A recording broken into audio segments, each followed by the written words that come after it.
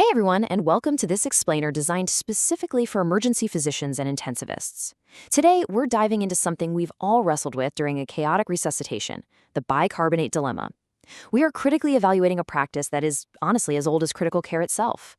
Is that familiar bag of sodium bicarbonate actually saving our acidemic patients, or are we just using it to make our blood gas numbers look a little bit better?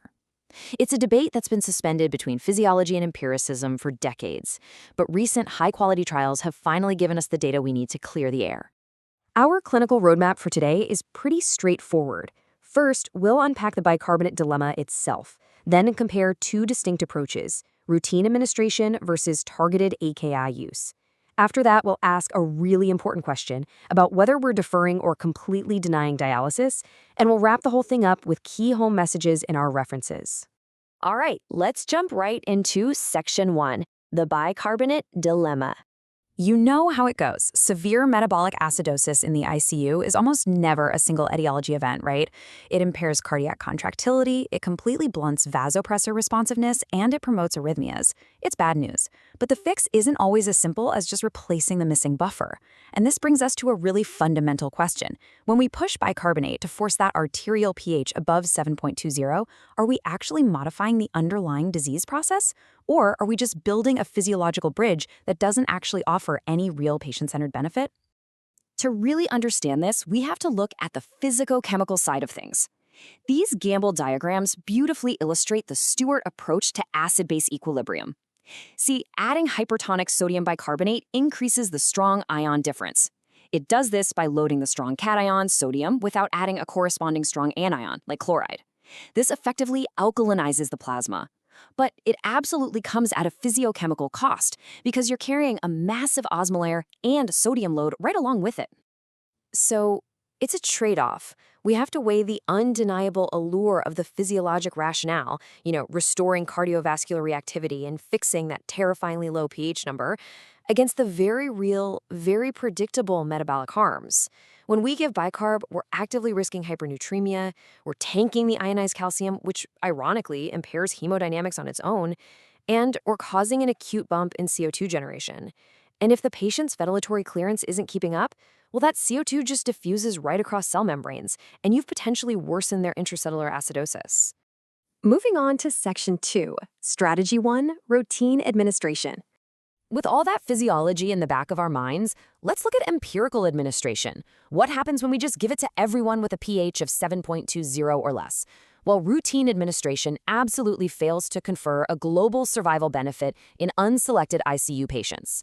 In the landmark 2018 BICAR ICU trial, the primary composite outcome of death and organ failure was completely neutral for the overall population. And fast forward to the highly anticipated 2026 NEJM trial that specifically targeted patients on vasopressors with metabolic acidosis, again, completely neutral. A major adverse kidney event within 30 days happened in roughly 40% of patients in both the bicarb and placebo groups, and in-hospital mortality was practically identical. Bottom line, routine use just doesn't change the global outcome. Which brings us to Section 3, Strategy 2, Targeted AKI Use. So if blanket routine use is out, what about getting selective? What happens when we target patients who have acute kidney injury stage 2 or 3? This is where the data gets really interesting. There is a sharp, incredibly consistent drop in the need for renal replacement therapy, or RRT, in this specific group. In the original BICAR ICU trial, overall RRT requirements dropped from 52% down to 35%. To double-check this, researchers ran BICAR ICU 2, specifically enrolling KDIGO stage 2 and 3 AKI patients. And the result? An almost identically replicated reduction in RRT, from 50% down to 35%. So for sure, we are definitely sparing these patients from the dialysis machine. But wait, hold on a second.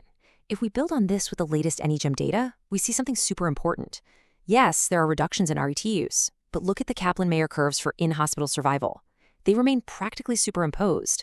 Similarly, in that massive BICAR-Q2 trial focusing purely on AKI patients, 90-day mortality was totally neutral, 62.1% versus 61.7%. What this tells us is pretty sobering. We are sparing the dialysis machine, absolutely, but we are not necessarily saving the life. Okay, Section 4, Dialysis Deferred or Denied. Let's talk about the mechanism behind this RRT drop. This brings us to a truly fascinating revelation from the NephJC analysis of the BICAR-Q2 data. Are we actually healing these kidneys? Honestly, no. It turns out we're likely looking at a mirage of renal rescue. Bicarbonate neutralizes one of the main diagnostic entry points into RRT, a low pH. Severe acidemia is a classic trigger for us to initiate dialysis, right? By pharmacologically correcting that blood gas number, we are simply delaying or removing the clinician's trigger to start the machine.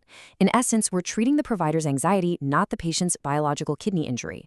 Now, as we've seen in massive critical care trials like ASK-IQI and START-AKI, deferring dialysis is generally safe. Postponing RT doesn't inherently harm the patient.